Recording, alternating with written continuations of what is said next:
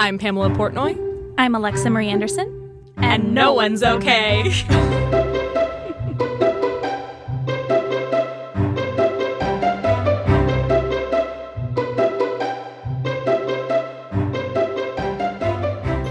Hello! We are back. You guys, we are so thrilled to have Alexandra Vincelli from the Anxious Millenial Podcast as our guest today.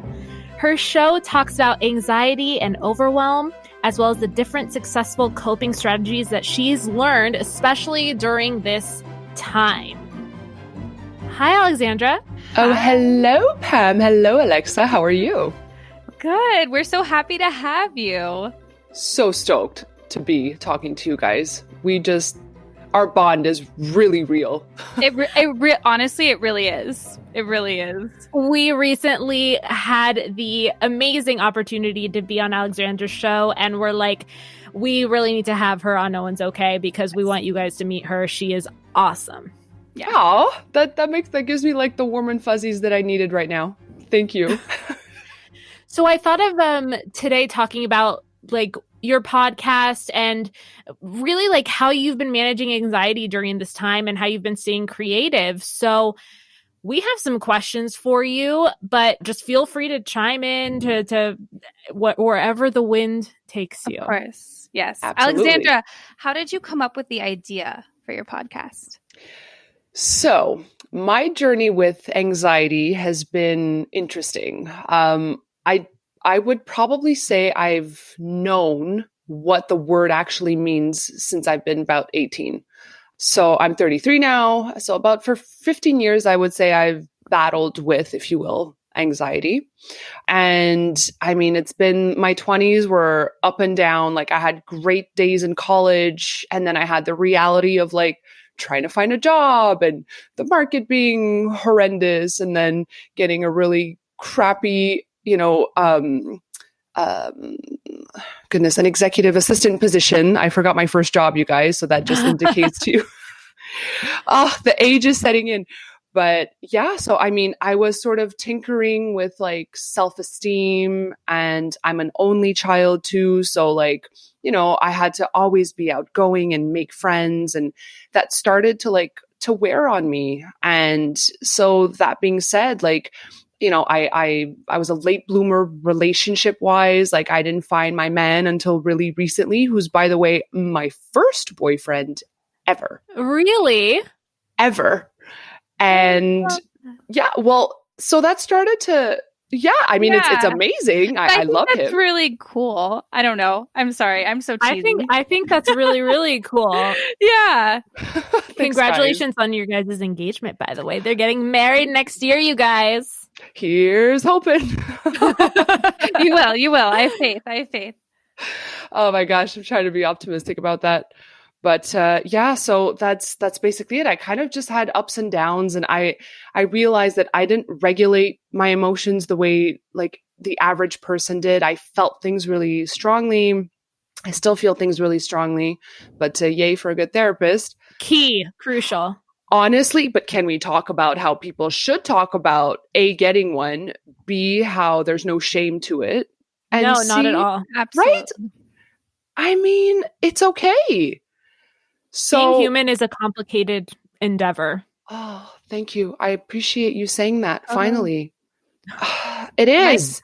It very much so is. My sister's actually a therapist. So, and she's probably listening to this going, well, Alexa, you probably need to find someone else other than me to be your therapist because I'm constantly calling her. Oh my God, Alexa, I need to know all the things. Like, they fascinate me. Therapists fascinate me. Yeah, she actually counsels kids. Oh, stop. Yeah, that's really sweet. She does. She's pretty amazing. But you know what would make me laugh if you like called your sister to like vent about your sister and asked her to like separate the two. Excuse me, I need you to be two people right now. Can you figure that out? I mean, well, they have to separate. I don't know how they separate that kind of stuff. Like, does she not go home and like want to talk about, I know that's super unethical, but like what they hear, what they must hear. Or just like feel super invested in what's going on. Yes, the empathy factor. I don't know how they don't take that home with them and like stay up at night and like it's like Totally. it's so heavy. Especially if you're someone that's, like you said, very empathetic, that kind of takes on everything that's going on in the world. Like, I know a lot of people are feeling like this heaviness because of everything that's going on in the world. And I imagine, you know, you're bombarded with all kinds of, you know, wild stuff when you're a therapist. So I don't know, it would be really hard for me to separate, but I imagine there's training and how to do that and stuff like that. I imagine. Yeah. So actually, my undergrad is in psychology, but to be like fully, I mean, I have a bachelor's in psychology, but I mean, to be like a counselor, you need like a master's, and some people need to do a PhD depending on the kind of counseling or therapy you want to provide. Until I realized, so Pam, to your point, I cannot, like, the empathy is I get too attached. Like, I mean, a friend tells me something devastating, like I'm crying with her. So I can't. Yeah. I can't. And that was part of the journey. And so I reached a point in March of this year where COVID hit and like the anxiety was like spiraling. And I'm like, it's time to foray that into something creative. And I love that. Yeah, let's just talk about it, you know?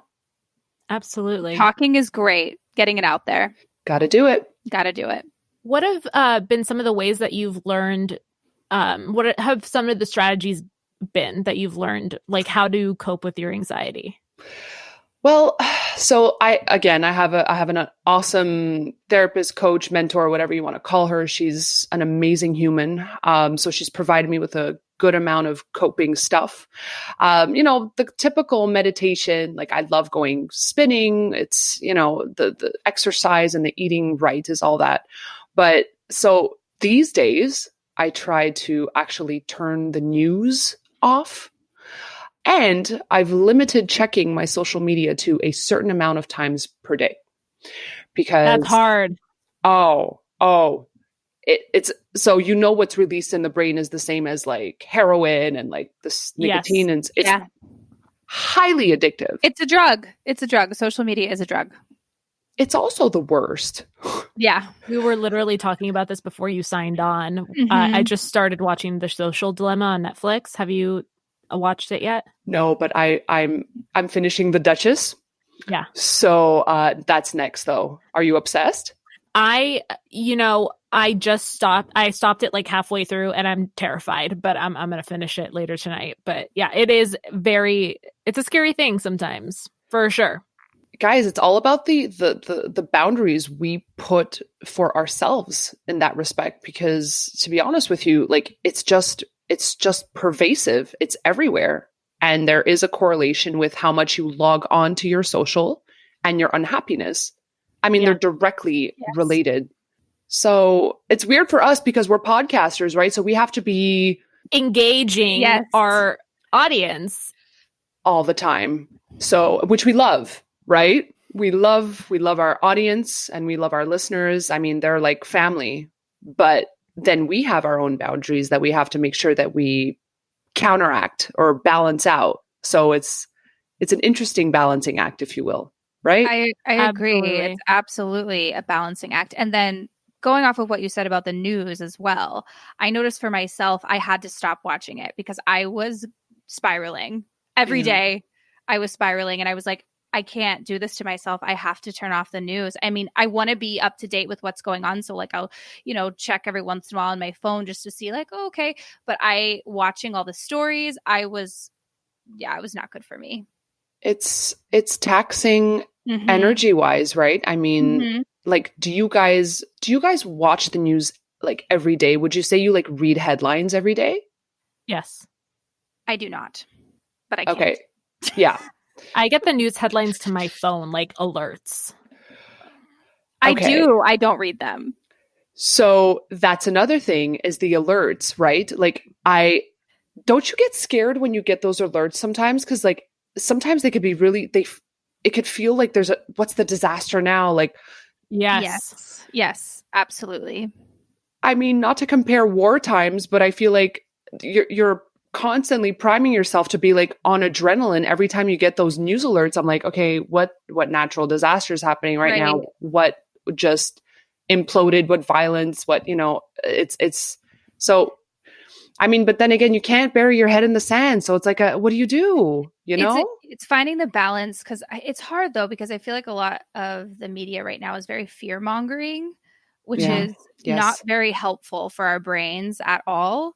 It has caused a lot of, I think, stress for myself and anxiety. And so it's kind of, sometimes, like you say, those headlines come on your phone. Like sometimes I will just read the headline to keep myself informed, but I won't read the story. That's good. So yeah, I guess it's the same thing with social media, like balance. I don't know. We don't have a choice, because then, I mean, we're letting it into. I read, oh gosh, again with memes and like quoting memes, but anyways, I'll do it anyway.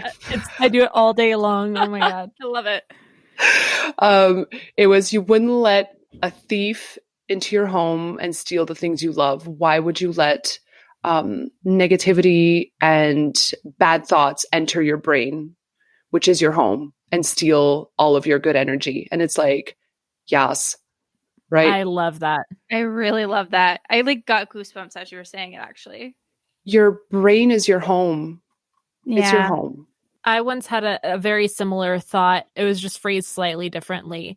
Like letting that negative thing or that negativity live rent free in your head. Oh my gosh. Yep. Yes. That Get out of there. Chills. Yes. Get out of there. Yes. You don't belong there. It's not serving you. Yeah. Absolutely. That's a squatter. That is an illegal squatter. Get out. I love that. It's kick them out. Get out of here. No one asked you to stick around, but it's bye negativity. Bye. BAI. Yes. Going off that, what triggers your anxiety the most, do you think? And this such a good question. Honestly, whenever things are out of my control, which is like 90% of life. Yeah. Like everything's out of our control. And frankly, there's nothing like, so I pretend that I'm in control, even though I'm not. Like I like to tell myself stories and fool myself into thinking like, yeah, you got this. Like, you know how Beyonce like becomes like Sasha Fierce? Yes. So you have like your alternate ego. Oh my God, what's her name? Her name is Natalie. She sounds very docile, but she's actually really like she slays. Like I love that. Sassy. Oh yeah, Natalie is she's not afraid. So she'll do the presentation whenever like Alexandra's like freaking out. So like I use love her. That. I'm obsessed with this. Look, Beyonce, I'll give Beyonce full credit for that. And I think not Elizabeth Taylor, like someone else said she uses like an alter ego to help her or he cope. Who else?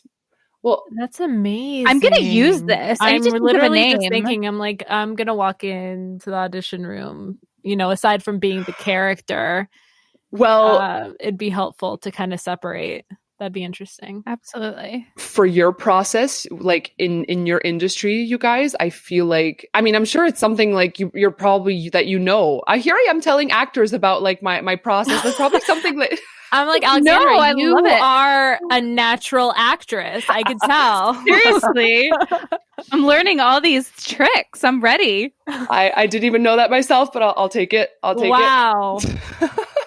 I love that so much. It's fine. Whatever. Fake it till you make it. Even though like no one else has to know. Like I get colleagues sometimes who are like, you look really tired. I'm like, actually, no, I'm really excited. Why do I look tired? Like, no, I'm really happy right now. Even if I'm like haven't slept all night and like I'll play it off. I'll play it off because then I'll believe them that I'm tired and then I'll be tired. It's all about your mindset. 100%. I love that so much. So is there something in particular, like aside from that you work on? Like what has been a personal goal that you've had this year and like one of the most challenging years, probably the most challenging year I feel like lots of us have experienced? Honestly, Pam, I tried so hard this year to work on myself. And I realized that starting a podcast, number one, had been a goal that I've wanted to accomplish for years. I've been an avid podcast listener for years. And, I'd been obviously Oprah's Super Soul conversations are like amazing. Michelle Obama's podcast is fantastic, especially because she just started hers, but she's amazing. But just the interaction that you get and the fact that you have that safety net of not needing to worry about what you look like. Yeah. And I love talking to people. So my goal of starting a podcast is something I've achieved. So I'm really proud of myself, and something Congratulations. Guys, you know very well that a podcast life is lots of work involved. A lot of work, but so much fun. So much fun. So much fun. Agreed. I think it's going to be the next platform. Like, I know blogs and vlogs were it for a long time, but I feel like there's going to be a huge boom in podcasts. It's already happening anyways. It really Absolutely. is already happening. Weren't we talking about that the other night, Alexa? We were, yeah. Like I think especially during this time, I've seen so many different podcasts come out. A lot of like reading and film watching. Yeah. Yeah. It's lots of art-centered There's content. like something for everyone too. Mm-hmm. That's what I love about it. It's so versatile. So you really, there's a podcast for everyone. Absolutely. Absolutely. And that's the beauty of it. It's not one size fits all at all. Yeah. And that there's a learning curve, right? It's not easy. There's a ton of stuff you got to learn and equipment and stuff, but I feel like that's the other beauty of it is it's universal. Anybody, if they wanted to learn about it, really they could. And there's a beauty with that. On a personal note, a goal is, and that'll be lifelong. I am the most impatient human. So patience is a goal and will continue to be. I love that. Yeah. Wait, do I get to ask you guys what your goals for 2020? You can absolutely ask us. Sure. So do tell. Just have to think of it. So I know. I'm like, you're gonna have to go give me a minute. Listeners, they did this to me. Oh. They flipped the switch. They flipped that switch. I actually loved it because it totally pivoted the energy. I'm like, yes, this is great. So it is so weird when it's like you're like ready to just put the energy forward and then it's flipped on you and you're like, oh, wait. But I did think of mine. Slow down. Love. Mine is definitely slow down. Love. And really living in the moment. I feel like I'm always running through life and thinking about the next thing and the next thing. And like, sometimes I like forget to just be and just like take in what's happening right now around me instead of thinking about, what am I going to do when I get home? What am I going to do tomorrow? I'm such a planner. My brain is constantly working. And so I really have been just trying to stay in the moment. Do you feel like the planning takes you away from like overthinking? I think the planning is like intertwined with overthinking. Yeah, I get you.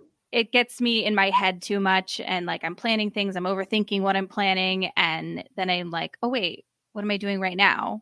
You know what I mean? Like, and I don't want to miss out on moments. Like life, like you said, it's short. So just trying to be more present as a person. 100%. Yeah. It's amazing. I love that. So good.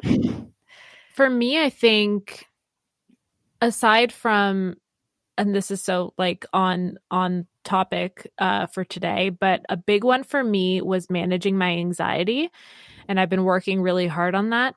But in addition to that, I remember one of my New Year's resolutions was to do more reading and make time for that, which I'm really happy to say that I have been doing. So I'm very happy about that. Reading is so therapeutic. It actually, and it takes a really huge amount of effort because of how we're conditioned with the total bombardment of stuff and screens. So reading is like literally, I mean, it's a workout for your brain and it's so good for you. And by the way, in the long run, you're actually improving memory and you're less likely to develop Alzheimer's and dementia. So wow. Yeah. Oh, that's fascinating. I didn't know that. Yeah.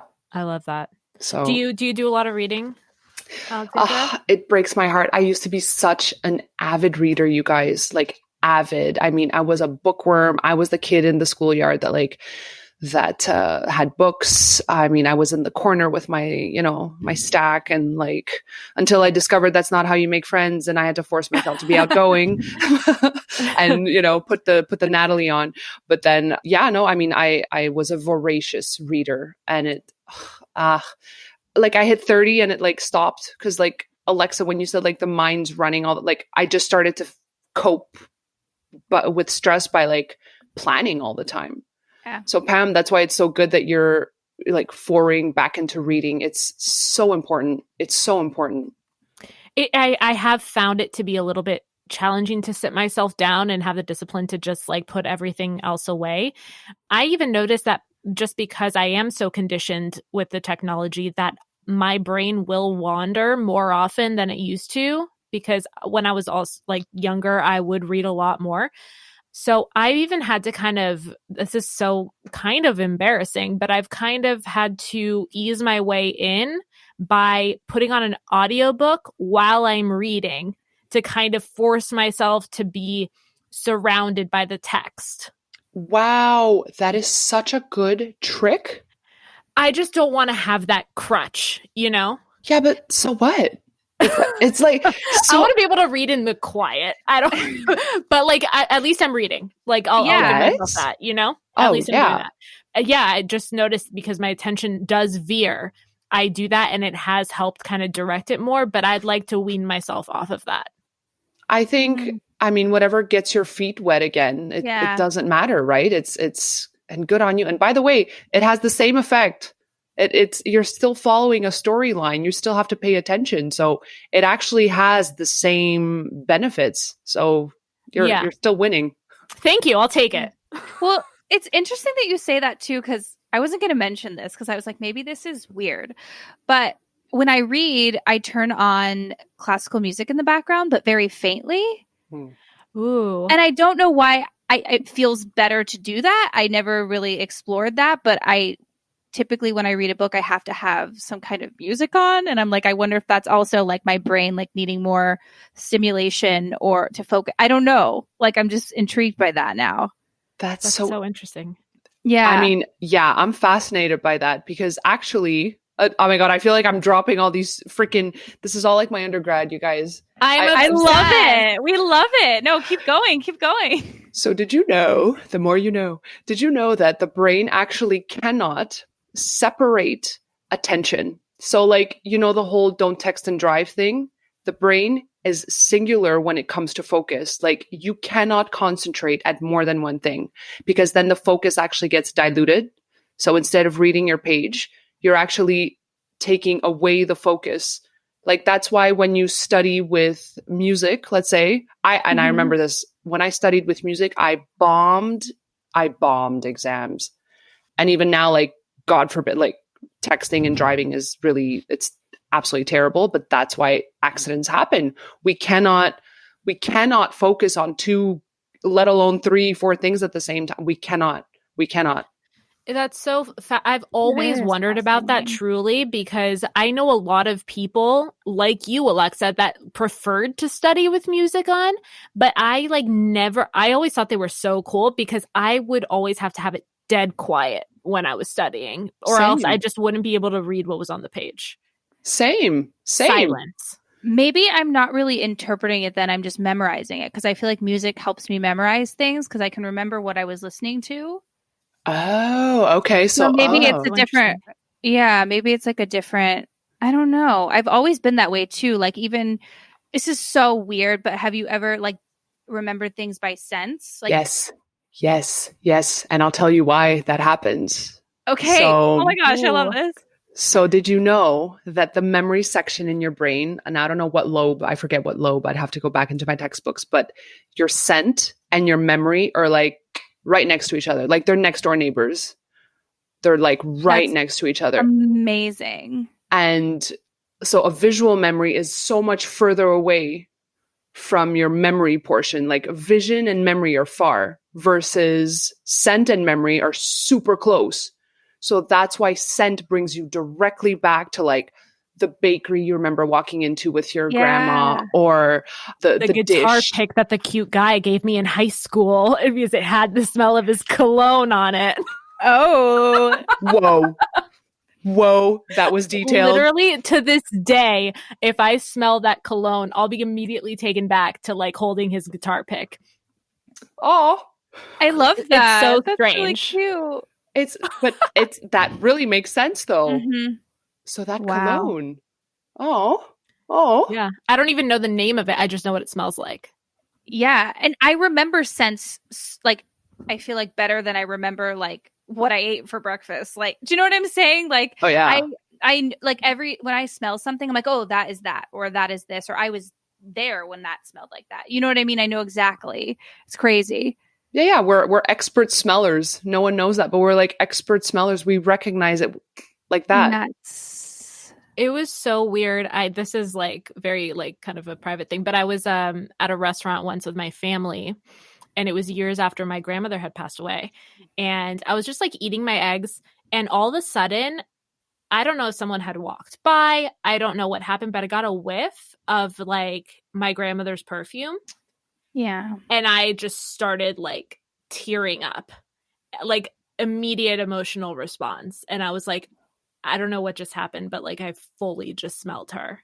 Whoa. It was wild. It smells a very, very powerful sense. Extremely. Oh wow. But isn't that kind of a gift? Because you get to kind of reopen. Yes, it's a wound, but you get to kind of be with her for that second, or be with that memory of whatever you're remembering in that moment. I don't know. I find is it the universe just kind of, I love it. It is. I love it. Yeah, I love that. This got deep, you guys. I know. Wow. Well, I didn't know you'd come prepped with all the brain information. I love it. I'm being like educated right now. This is great. Guys, please tell me if that was like that, if that was super like obnoxious of me. No. Oh my God, are you kidding me? Absolutely not. We live for this shit. Yeah, I was going to say the same thing. We live for this. Oh my God. I'll take it. So good. You mentioned that you lean into the arts at the end of a long day. What are some of your favorite television shows or movies that you like to watch? Guys, honestly, lately I need all the lightness and lightheartedness I can get. Yeah. So I'm just rewatching New Girl. Like, yes. So was Alexa. I saw that on your TV the other night. I love it. So good. I mean, Schmidt and Cece just give you life. It's just Winston Schmidt. Schmidt just makes me so happy. His one-liners. Did you see the other day where on his, again, Instagram, I'm referencing social, but whatever. He posted, was it his birthday? And it was like, post all his one-liners. I didn't see it, but probably his one-liners. I'm going to the roof. The youths. The youths. That's the best. Douchebag jar. I love him so much. Like it's that's a really good quarantine watch. I feel like if you just need to like let off some steam and just laughing is therapy too. Like I feel like sometimes I just need a good laugh. Oh yeah. And rarely is there a show. Like I find it hard to LOL on a show. Right? Because it's a little strange to kind of laugh by yourself in your own place. I mean, I definitely do it. But... I mean, I do too. I'll like be texting someone or watching someone and I'll just like start cackling alone. Oh my God. Guys, on like public transport, like on a bus or something where you're alone and you're like looking at your phone, you're like, and then you look around, you're like, I'm in public. Damn it. Whoops. I know it's like a more common thing now, obviously, because a lot of people have like the headphones and they have the AirPods and things like that. But I remember like when Bluetooth like first came out, and people would always get made fun of for like appearing to like be talking to themselves.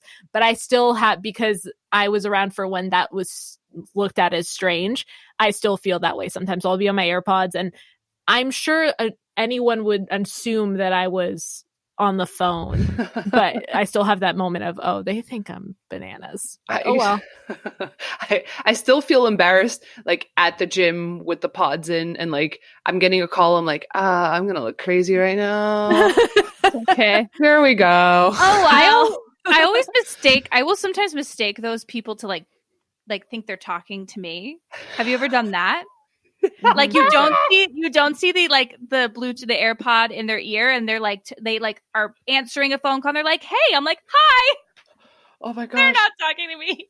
No, that's like when someone waves at someone who's right behind you, and you're like, you're like, "Hey." So embarrassing. It's so embarrassing, guys. But that's the human. We're human. That's what's cool about it. Totally. So your podcast mainly revolves around this topic of anxiety, and I was just curious if any of your guests, if they had a common theme that you've picked up on that everyone shared. I've spoken to such and it's a privilege, really, but such a wide array and diverse background of people. I mean, I've spoken to like a lovely lady who's a psychologist from the UK. I spoke to an awesome blogger from California. I had a fellow Canadian who was a model globetrotter for the longest time. She modeled, I think she mentioned Paco Rabanne, so a really wide plethora type of people.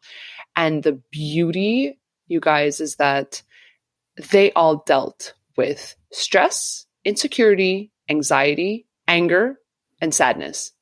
And as much as, we all try our best in our day-to-day, but even speaking with Leonie, who's a psychologist, Leonie Campbell, she mentioned, what is your story going to be for 2020? Because a lot of us feel like we're being dropped in a position that we didn't want to be in.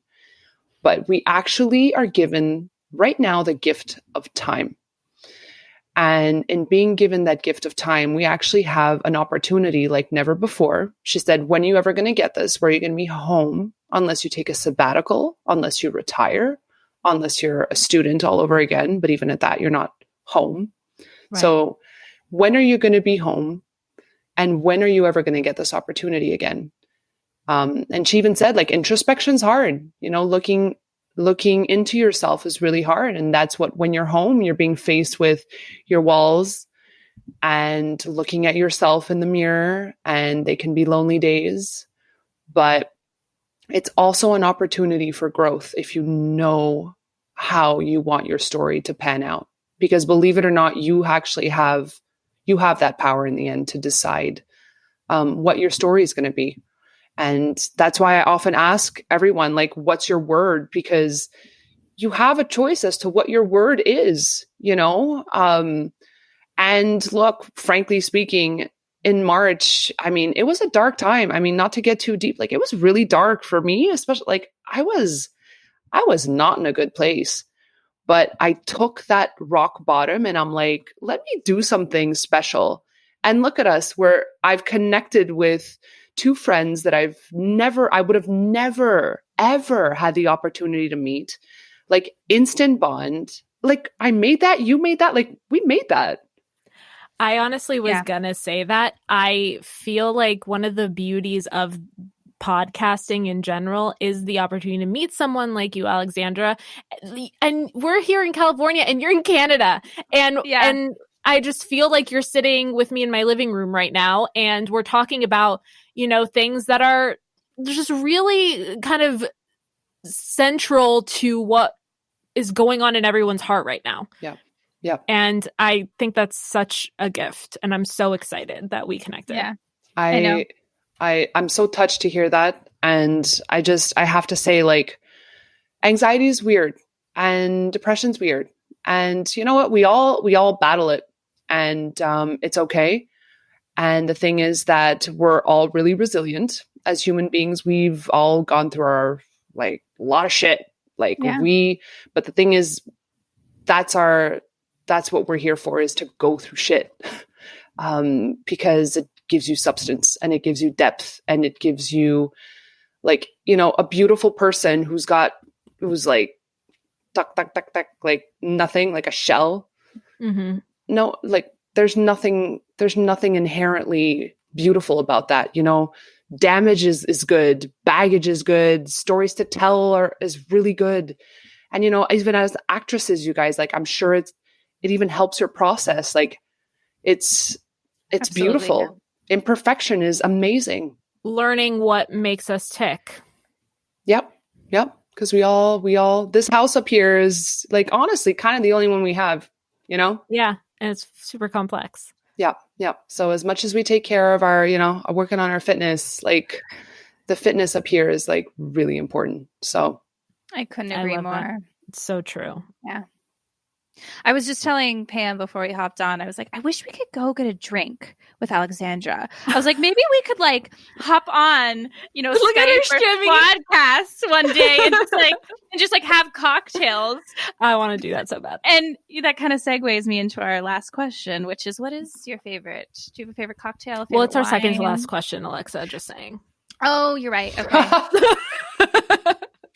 Just the whole theme of our show. I missed it. Just the underlying everything. Yeah, it's fine.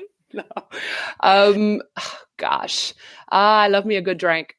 I love a good spritz, but I know everybody's like into the Aperol spritzes, but being Italian, I take your Aperol and I raise you Campari. Now, really?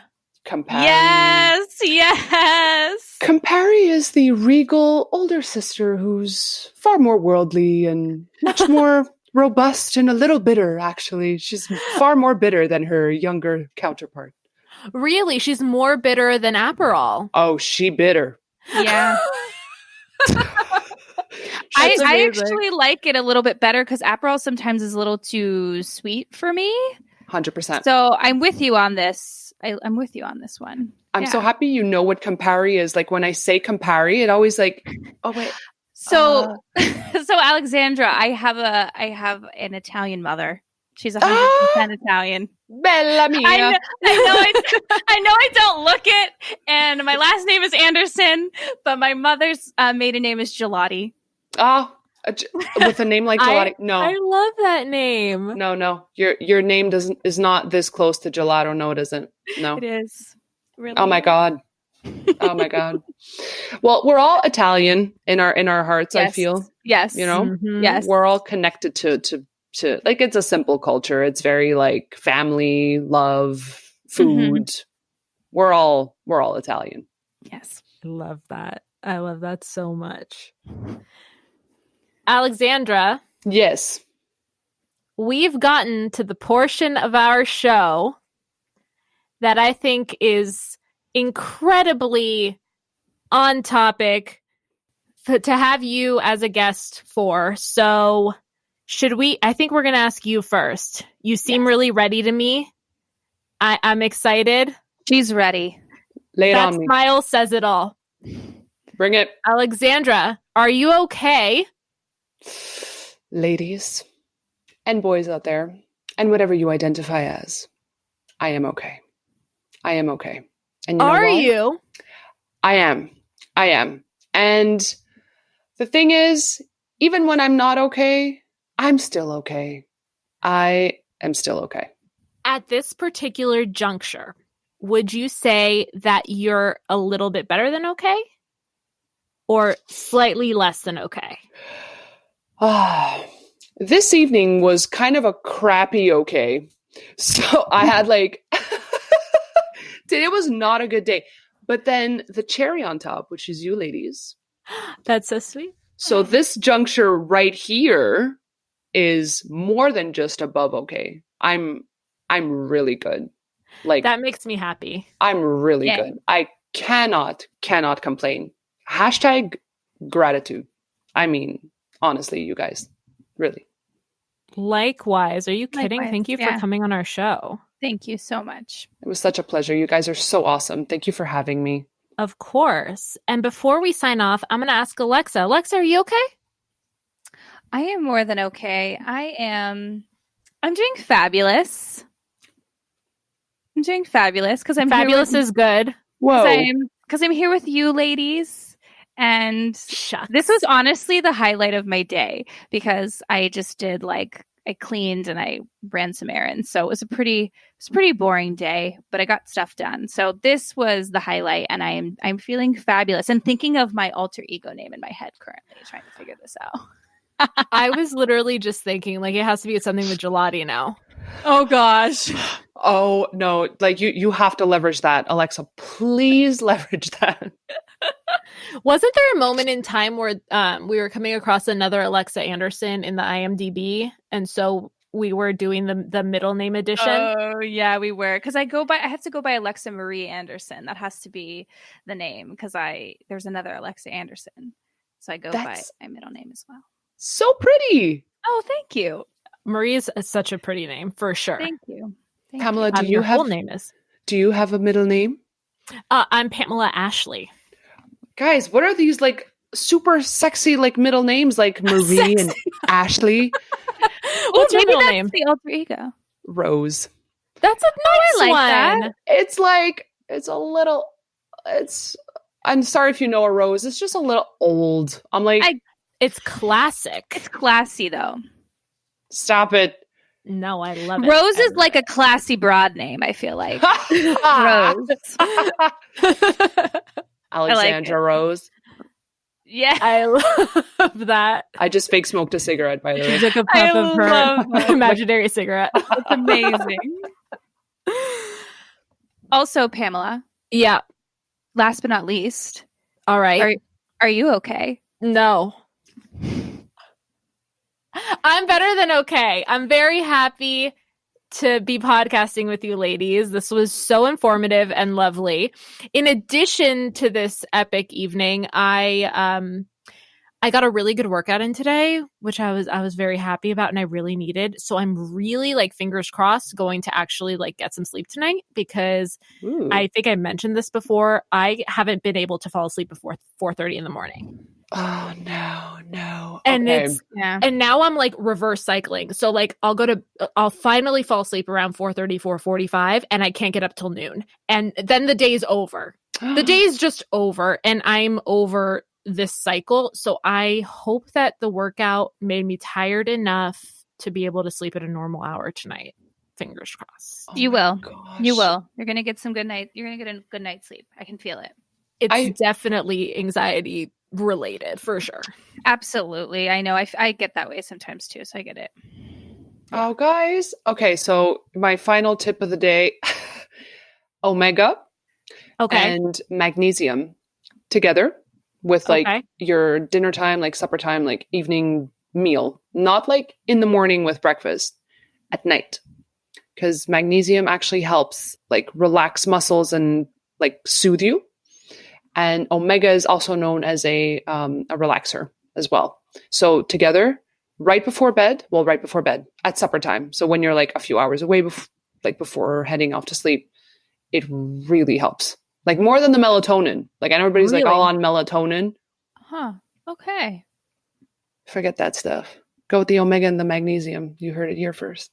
I love that so much. I'm going to give it a shot. I think I'm going to get my hands on some of that. Really works. Really works. Alexandra, you're such a magical human. All these, I want to have you on amazing again. Tidbits. I'm obsessed. This is amazing. I adore you, ladies. Anytime you want me back, I'm I'm in. Not even questions asked. I'm in. Oh, thank God, because we are going to have you back. You're awesome. You're definitely coming back. Part 2 on its way, you guys. Part 2. Alexandra, where can our listeners follow you? We mentioned the Anxious Millenial Podcast. Where can they listen? Where can they follow you on Instagram, social media? Oh, you're the bomb. Yes. So the handle on IG is Anxious Millenial Podcast. I removed the because I don't know if you remember the movie The Social Network with Justin Timberlake, who played the Zuck, but he said remove the in front of Facebook. So I had originally the Anxious Millenial Podcast, but then I'm removing the. So now it's cleaner. It's cleaner. Yes. It's cleaner. And I'm on Spotify. I'm on iTunes. I'm on Google Play. And now Amazon apparently is going to launch podcasts. So working my way there too. So soon. Yeah. Thanks, That's guys. so exciting. Tune into her show, you guys. Yes. Obviously you know by now that she's so lovely. So go check her out. Thanks, guys. It was a pleasure. Thank you so much for Thank coming. Thanks, guys.